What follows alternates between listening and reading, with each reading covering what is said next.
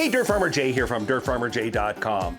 DeWalt Tools has created what is probably the world's most popular portable tool system, using a stand like this and a mounted tool on it like this miter saw, or even a portable table saw like this.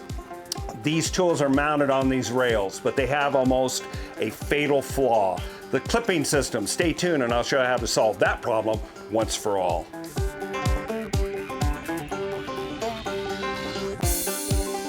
Hey, Dirt Farmer Jay here from dirtfarmerjay.com. These kind of tool stands and portable tool systems has surely made the tradesman's and tradesperson's life a lot easier. But in this particular system, which is DeWalt's DWX7231 miter stand and its cousin for the table saw, there is a flaw, and if you're here at this video, you know what it is. It is the clipping system that's used to mount the tool to the rail. Now, on this miter saw stand, the rail is very narrow, and as you can see over here on the table saw, it's spaced out wider, but the clipping system works the same. There's a grip on one side and another clip that's spring-loaded that grips it, and it allows it to stay on the rail, and allows you to collapse the frame. And in the case of the table saw one, it's actually a dolly cart, so you can move the saw around. So these are very handy, but those clips break all the time. Let me show you what I mean. My friends at LEC Cabinets were kind enough to loan me one of their mini field saws that they use, the DeWalt sliding miter saw that mounts on this system. And when I described the problem to them, they just kind of nodded and say, yep, because their saws have the same problem. Notice the clips are broken, they're semi-functional, and what this means is that when you grip onto the saw stand, it grips adequately, but not securely. And when you're transporting, the saw can slide up and down the rail. And if you're using a dolly system like what we've got on the table saw, the saw will slide down the rails and now collide with the dolly wheels. It's a mess. So what we have found is an aftermarket from fixmystand.com. My friend Gabe sent me some of these brackets for today's video after I purchased a set for my saw that you see there in the background. And what a game changer. They're lifetime guaranteed. We're gonna show you how to install them, what they do. And the first thing we're gonna do is get these rails unmounted off of this saw. So let's get that done and then we'll come back. All right, we've now gotten the brackets off the bottom of the saw. They were affixed to the saw just using these hardened carriage bolts and lock washers and nuts and that sort of thing. So these are cleared off, and now you can clearly see the parts we're going to replace. Now this is the kit that you get from fixmystand.com. You have replacement clips, these right here, and the replacement receivers on the other side that are right here. To remove these is very easy. We'll show that in a moment. You also get 4 new bumper feet that are much more substantial than these. And you can see these are worn from being used in the field, but we're going to replace all of those. And there's 4 new feet for the actual end of the stand as well that we'll install. So one of the nice things about ordering these from fixmystand.com is they come in various colors, which you can actually use to identify your tools on a site where there's lots of different trades working at the same time. Makes it really easy to know what saw to pack out at the end of the workday. So that's a nice touch as well. Now, just to show you what the problem is, I'm showing you something that's probably not a surprise to you at all. These are these clips that came from the table saw, and these are literally how things had fallen apart, broken, and were causing problems. These do not have the springs in them because I reused them again when I installed the new ones on the other saw. But if you don't have the springs, you'll need to reorder new springs. You can get that from fixmystand.com. You can get either the stock ones that come from DeWalt or their improved, much stronger ones. And we're gonna install the updated ones in this saw system. But you can see the problem. These are hollow and they're made with thin walls and that sort of thing. When they slide in the bed of the truck, they get caught, they snap around, and they just fall apart. So let's get rid of the ones that are here that are actually falling apart, as you can see. and put in the new lifetime warranty fixmystand.com units.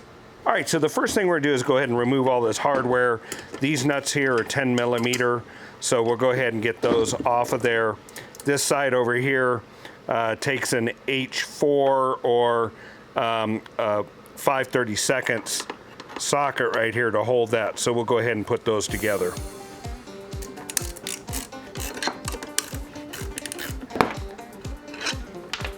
When you go to remove this here, you need to compress it to take the pressure off of that. Otherwise, you can't really push it out without hammering it out. So just go ahead and compress it way in and then tap it and you'll be able to get it out. You'll need to use that technique also when you're putting them back.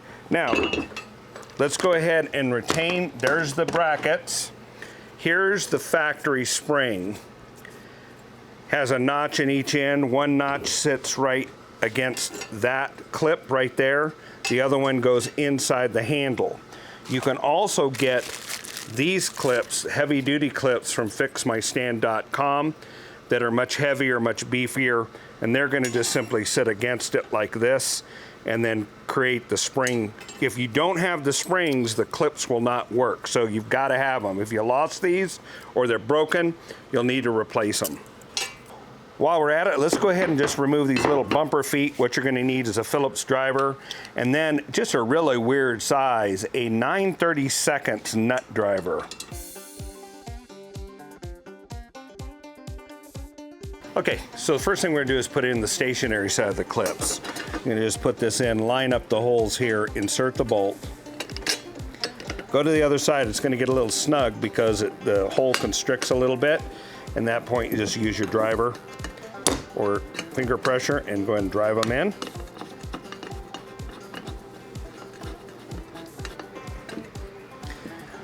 Get the nut on the other side.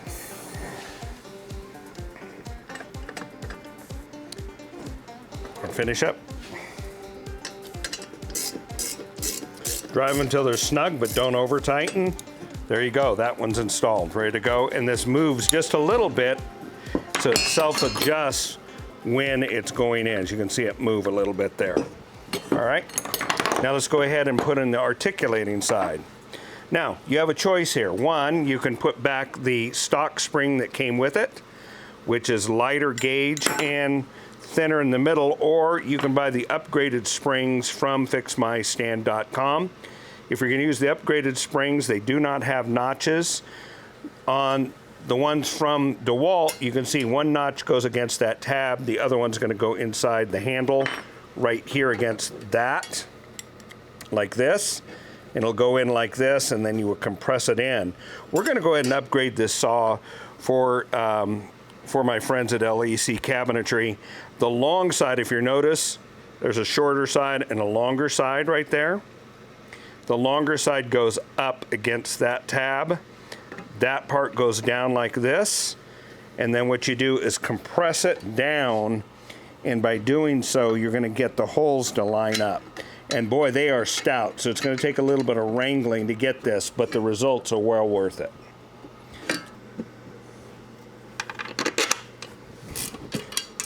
When it comes to tightening this side, don't over compress it. You want the handle to be able to lift and depress cleanly. So leave a little bit of a gap between it, several paper sticks or whatever, but as you can see now that clip is very strong. It's solid, so this is lifetime guarantee. This is a one-time replacement. All right, let's go ahead and do the other one, then we'll put the feet on. All right, when it came time to swap out the feet, which you can see these feet are much better than what came from the factory as far as depth. The screws that were on there were not long enough. Now, I don't know if these are factory screws or they were field modified by the crew that owns this, but when it came time to put this on, we couldn't use those standard screws. So I just dug out into my fastener drawer, came up with some new fasteners there, and then we'll just go ahead and put new feet on all of this.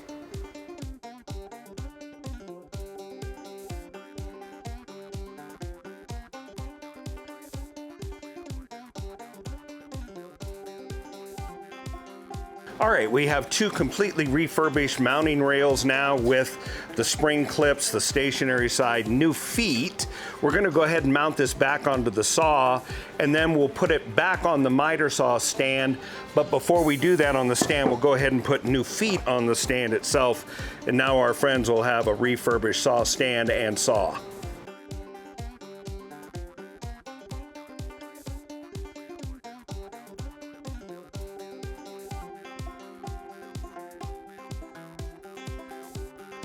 All right, we've now reinstalled the rails back in the same position. As you can see right here, I had made some index marks beforehand to make sure these landed back.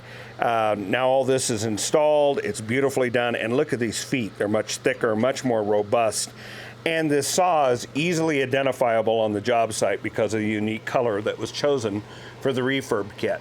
Now, before we mount this back on the stand over here, I want to mention also that this stand is the one that's not wheeled. This is the DWX723. The DWX7231 is the one that's a roller stand that's perhaps the world's most popular stand. This is the cousin to it that allows you to transport the saw around on a dolly. So this is a great system. Let's go ahead and get the feet changed on this to the new system and then put it all together and see how it works.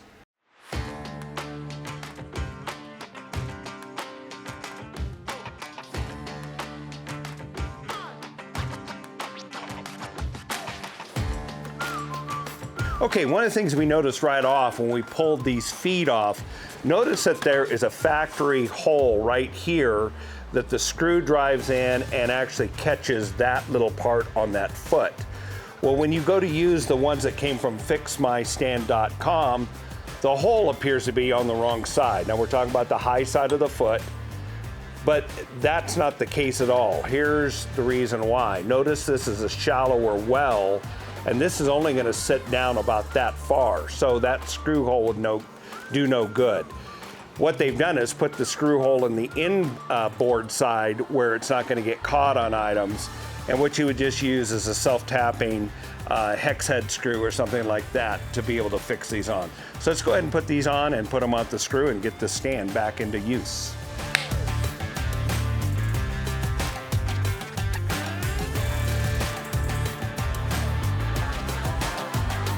Okay, you can see we have a new set of shoes on this stand. It is looking sharp, and that color makes it easy to identify the tooling. Same color up here on these new refurbished rails. And as you can see, this thing is gripping on the rail beautifully. That is very secure, and the only play you're seeing is in the leg of the stand itself, but this is a really great setup. You can refurbish this entire system for well under 50 bucks, and it's a one-time repair and you're done with it from now on. Simply go and visit fixmystand.com and tell Gabe over there that Dirt Farmer J sent you. If you found this video to be helpful, why don't you like it? And better yet, subscribe and ring the bell so that you'll be notified approximately every Saturday of another great episode. Hey, if you like DeWalt's tools and these miter saws, check out this video we did about their 7¼ inch 20-volt cordless saw. It might fill the bill for those small trim jobs, and it's a lot lighter than one of these. Take a look at that. And while you're at it, check out this other video that we and YouTube thinks is just perfect for you. Hey, how'd we do? Until the next time, this is Dirt Farmer J from dirtfarmerj.com.